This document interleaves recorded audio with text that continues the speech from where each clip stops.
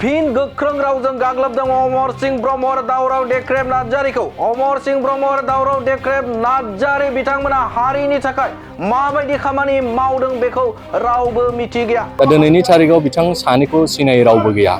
आरो बिथां सानैया हारियाव जातियाव माबायदि कन्ट्रिबिउसन होदों बेखौ जों साननो गोनां बाथ्रा।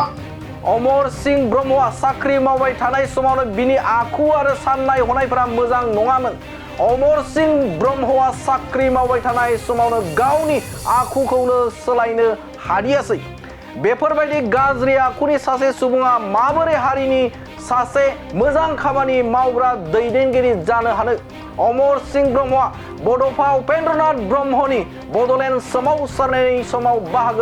सानसेबो बाहागो लायाखैमोन। बेफोर गोख्रों बाथ्राया जों बुंनाय नङा। बेफोर गोख्रों बाथ्राखौ बुंदों क'क्राझार जिल्ला दुलाराय बर' फरायसा आफादनि गाहाय नेहाथारि खाम्फा बसुमतारी बिथाङा। बड'फा उपेन्द्रनाथ ब्रह्मनि जे आलादा रायजो सोमावसारनाय बा टटेल रिभलिउसननि मोनसे सोमावसारनायाव बिथाङाथ' बाहागो लायाखै। बिथाङा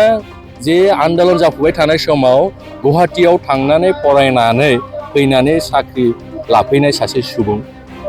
आङो दिनै जुनियर जानो हानाय थार्ड पेजनि मुभमेन्टआव जों बाहागो लादों। फार्स्ट पेजनि सेकेन्ड पेजनि मुभमेन्टआव जिहेतु जोंनि जारिमिना खिन्थायो, जोंनि सेनियरफ्रा खिन्थायो, बिथांमोना मोनबो बिन्दोसेबो बिथांमोना आन्दलनावहाय बाहागो लानायखौ जों नुनो मोनाखै।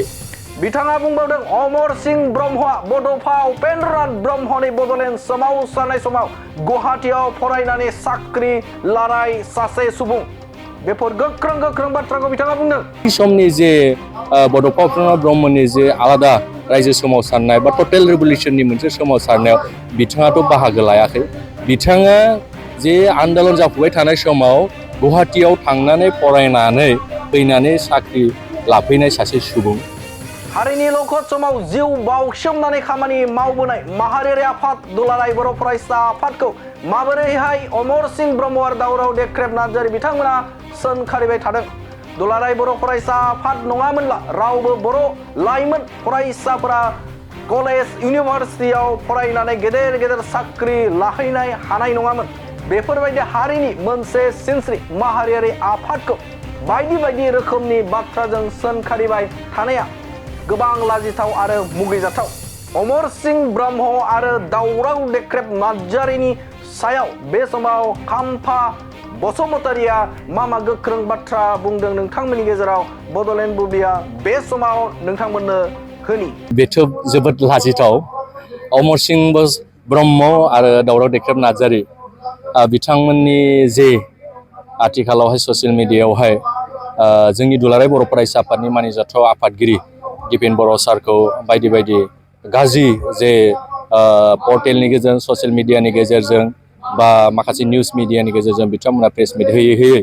अपेन चेलेन्ज खालायनाय बा बिटिआर एकर्डनि सायावहाय बाथ्रा बुंनाय गाज्रि मोनसे थासारि बे ओनसोलाव जोंनि मोनसे सान्थि सुक्ति जाखांनायनि उनाव मोनसे गोजोन परिबेस फैनायखौ बिथांमोना फिन मोनसे कन्ट्रभार्सि लाबोनानै दावराव दावसि खालायनायनि मोनसे जे षड़यन्त्र बिथांमोना खालायबाय थादों। दा दिनैनि तारिखाव बिथां सानैखौ सिनायै रावबो गैया आरो बिथां सानैया हारियाव जातियाव माबायदि कन्ट्रिबिउसन होदों बेखौ जों साननो गोनां बाथ्रा। बड'फा उपेन्द्रनाथ ब्रह्मनि जे आलादा रायजो सोमावसारनाय बा टटेल रिभलिउसननि मोनसे सोमावसारनायाव बिथाङाथ' बाहागो लायाखै। बिथाङा जे आन्दलन जाफुबाय थानाय समाव गुवाहाटीयाव थांनानै फरायनानै फैनानै साख्रि लाफैनाय सासे सुबुं। आङो दिनै जुनियर जानो हानाय थार्ड पेजनि मुभमेन्टआव जों बाहागो लादों। फार्स्ट पेजनि सेकेन्ड पेजनि मुभमेन्टआव जिहेतु जोंनि जारिमिना खिन्थायो, जोंनि सेनियरफ्रा खिन्थायो, बिथांमोना मोनबो बिन्दोसेबो बिथांमोना आन्दलनावहाय बाहागो लानायखौ जों नुनो मोनाखै। दा दिनैनि तारिखाव दावराव देख्रेब नार्जारि बिथाङा मानगोनां बिथाङा बै समावहाय बड'फा उपेन्द्रनाथ ब्रह्मनि सोमावसारनायाव बाहागो लादों नंगौ आरो बिथाङा नर्थ क'क्राझार आनसलिकआव बिबान लानानै खामानि मावबोदों, दुलाराय बर' फरायसा आफादाव थानानै खामानि मावबोदों। नाथाय बिथाङा एबसुआव थानाय समावबो बिथाङा मोनसे कन्ट्रभार्सि जे बाथ्रा बुंनाय, बयखौबो बिथाङा मोनसे सोंखारिनाय, एबसुआव थानानै बे बायदि कमेन्टखौ बै समनि दैदेनगिरिफ्रा जोंनो खिन्थायो दिनैबो। दा दिनैनि तारिखाव बिथाङा दुलाराय बर' फरायसा आफादनि मानिजाथाव आफादगिरि बिथांखौ गाज्रि सोंखारिबाय थागासिनो बिथांमोनहा। दिनै जों नायदों मोनसे माहारियारि आफादनि जे दैदेनगिरिखौ माबोरै सोंखारिनो हायो। दिनै गुबुन हारिया गुबुन जे माहारियारि आफादनि दैदेनगिरिफ्रा दिनै मिनिगासिनो दङ।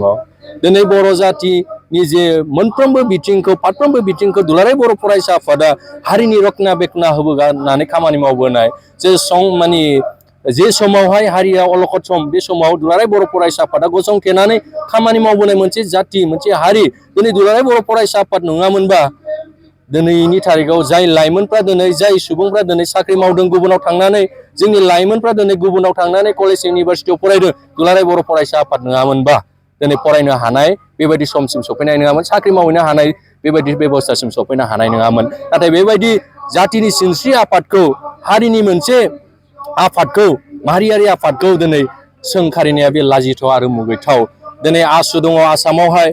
दिनै आसुनि गोबां दैदेनगिरिफ्रा आसुखौ दैदेनबोनानै मोनसे लेभेलाव लानानै फैबाय बेनिफ्राय बारग'नाय दैदेनगिरिफ्रा दिनै आसामखौ दिनै दैदेनगासिनो दङ जाय राजखान्थि हान्जायाव थादों बा जाय दिनै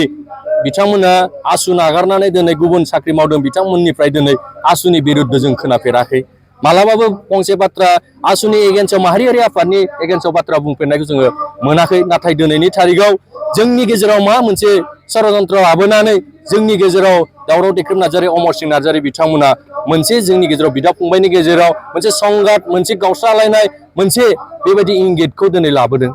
थांनाय गोलाव समाव जोंनि दैदेनगिरिफोरखौ जोंनि गेजेराव बुला बुजाय बुजिनायनि थाखाय गोबां माखासे दैदेनगिरिफोर माखासे जे माहारियाव खामानि मावग्रा दिनै सुबुं बायदिखौबो जोङो जाफैगोन नामा बे मोनसे जोंनि थाखाय गिख्रंथाव मानगोनां दावराव देख्रेब नार्जारि मानगोनां अमरसिं ब्रह्म नोंथांमोननि गाज्रि कमेन्ट नोंथांमोननि बायदि बुंनायनि थाखाय जोंनि लाइमोनफ्रा इयुथ्सफ्रा दिनै अपेन कमेन्ट लिरनाय गाज्रि कमेन्ट होनाय मोनसे माहारियारि आफादनि आफादगिरिखौ बा जोंनि दैदेनगिरिफोरखौ फेक माने माखासे आइडि खुलिनानै थ्रेट होनाय बिबार माला गानहोदो दिनैनि थारिखआव बिथाङा दिनै दालालि बा बबेबा मोनसे पलिटिकेल आफादनि दिनै बिथाङा ट्रेक्टर ड्राइभार बायदि बुंनाया बेयो मुगैथाव लाजिथाव आरो बेबायदि जुदि नोंथांमोननि बेबायदि बाथ्रा मिडियायाव बुंनायनिफ्राय जुदि जानगाराव थायाबा उननि समाव जुदि जोंनि दैदेनगिरिफोरनि गेजेराव बा जोंनि बर'निफोरनि गेजेराव सोरबा दैदेनगिरिया जुदि गावथार जायोबा बा जिउ गोमानांगौ जायोबा बेनि रेसपन्सिबिलिटिया अमरसिं ब्रह्म आरो दावराव देख्रेब नार्जारि बिथांमोननियाव जागोन मानगोनां जोंनि गासै बर' हारि रायजो राजा नोंथांमोन बिथांमोननि बाथ्राखौ जोङो साननो गोनां जागोन आरो बिथांमोना जे जातियाव माबायदि कन्ट्रिबिउट होदों दिनैनि थारिखआव बिजिरनायनि सम जाबाय आरो दिनै क'क्राझार जिल्ला दुलाराय बर' फरायसा आफादा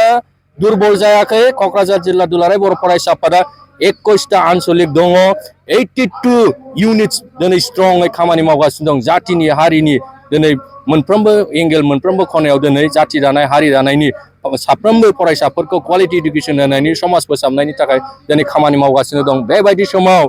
राजखान्थियारि सोरनिबा पलगन लानानै बबेबा मोनसे राजखान्थि हान्जानि बेकिं लानानै दिनै जुदि माहारियारि आफादनि दैदेनगिरिखौ जुदि सोंखारिबाय थानाय नुयोबा बिनि फिननायखौ गासै रायजो राजा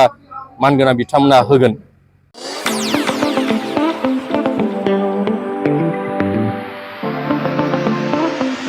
सानाय सुनाय बेरामनि जेंनायाव गोग्लैना थानायफोरनि थाखाय गोजोनथाव खौरां गावनि देहानि सानाय सुनायखौ लानानै दुखुआव थानो गोनां गैला जुदि नोंथाङा सानाय सुनाय दंब्ला जिंगासिनांगौनि गोनांथि गैया नंगौ चिरां जिल्लानि बेंटल गेट चापागुरियाव थानाय एसआइ निउर'थेरापि सेन्टाराव नोंथाङा गोरलैयैनो देहानि सानाय सुनायखौ फाहामथाय लानो हागोन बे सेन्टाराव सिं सानाय आफादावरि सानाय मोदोम जरा सानाय आइजोफोरनि जेंना खर' सानाय बायदि रोखोमनि बेरामखौ फाहामथाय होनाय जायो बे एसआइ निउर'थेरापि सेन्टाराव बेरामिया थानानै फाहामथाय लानो हानायनिबो सुबिदा दङ नोंथाङा एसआइ निउर'थेरापि सेन्टाराव फाहामथाय लानो गोसो दंब्ला नैबे जानबुं नम्बर 7620160459 नङाब्ला 9476977956 आव थोंजों सुलाद लानो हागोन